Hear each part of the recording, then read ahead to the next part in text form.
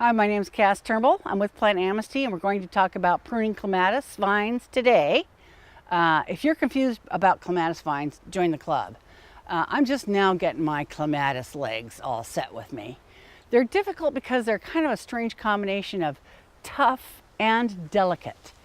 When you have a clematis vine and you try to prune it gently, it's like trying to pull the strands out of a ball of yarn. It just gets tangled and worse. That's because the little side shoots wrap around other of the stems, and it all destroys itself, which is one of the reasons why they've invented one system of pruning clematis, which is just to whack it down to about 3 feet every year, every 5 years, or once every 15 years, and tie it back up and let it just grow back over whatever it was on. It's a perfectly good system of pruning. And the ones that bloom in the fall are generally done like that every year. After it's through blooming and all the leaves start going into the cruddy phase, you just whack it back, tie what's left onto the trellis or whatever it's tied to, and let it come back next year. If you do that to your spring blooming clematis, the problem is you won't get any flowers that next spring because you cut them all off. However, you'll get them the next year. So it's not a big deal. Timing's not as big a deal as people make out. There are 3 basic ways you can cut your clematis. You can whack it back. You can strip it out to just a framework and let the new shoots explode in the growing season. And what's the other way? Oh, you could just let it alone and let it cover whatever it's in. And if it's fine, then don't worry about it. And then there's like really dinky pruning that you do sometimes if you want to keep it up and you don't want to take the whole thing out, but you want to clean up all the dead stuff. Another problem with the clematis is not only does it turn into a ratty mess, it looks like it's dead in the winter.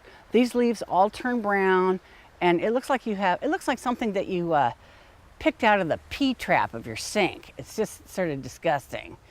So in the fall and in the winter, I spend a lot of time actually just picking off dead leaves. This is a little too soon now, and shaking them off. And I even have a little tiny special pruner that I don't have with me to clip them off. I'll go get it. So sometimes you use this little tiny pruner just to clip off the little side bits of each main stem, and you have to be careful that it's not a main stem itself. A problem happens when people try to pull out the part that they cut. One stem will send out a shoot that will wrap around another, and you think you're cutting out something dead, and when you yank it, you snap another stem, and that kills it. So when you're pruning clematis and you're not doing the full whack back, remember to cut it out in pieces. Don't cut and pull. And this can take up to, if you're doing one of them this way, it can take a huge amount of time to just leave the main stems that you want to keep. Now on this one, I'm going to stop it from climbing in the tree. Some people like to run them through their trees. That's okay, it's beautiful, but it can get pretty ratty up there. I'm gonna keep it from hanging down in people's faces and maybe shorten it a little bit because it's gonna make a lot of distance in 1 year. Can we show that?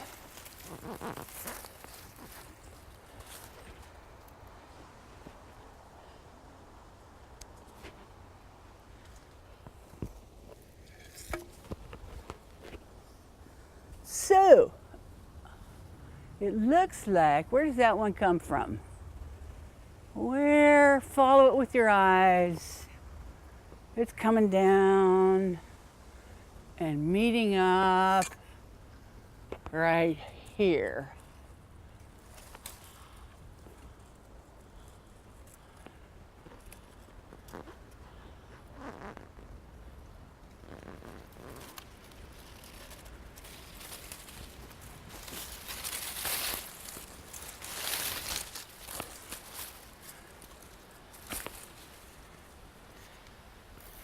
And this thing, which is bugging me, is attached to a whole, might be the entire vine.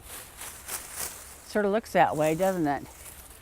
So I have two choices: either strap it on and don't scare the homeowner, or cut it off and renovate the vine.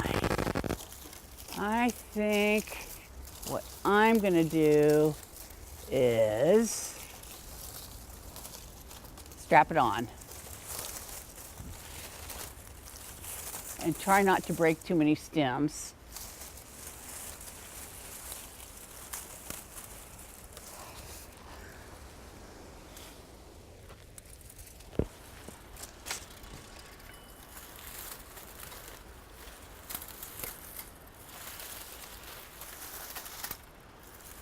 So it's not just pruning vines, it's managing vines.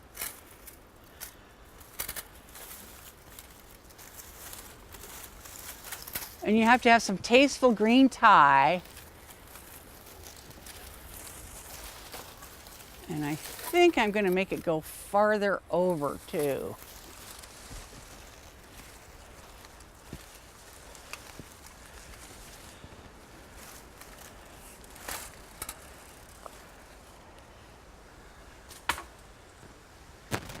And I'm going to cut the tree that it's growing into, cut the lower limbs off so it can't get a leg up. If I do cut a piece that's coming down, follow it with your eyes, make sure it's not attached, doesn't turn into a major part of the plant. And I can't tell. I'm going to do it anyway.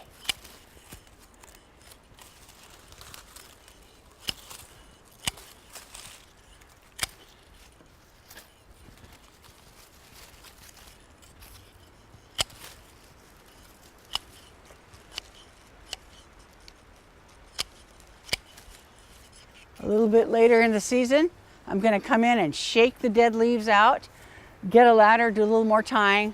That's it for this clematis, but I got another one coming up. You're going to love it. So if you like what you see here on Clematis Pruning 1, be sure to check out the rest of our videos.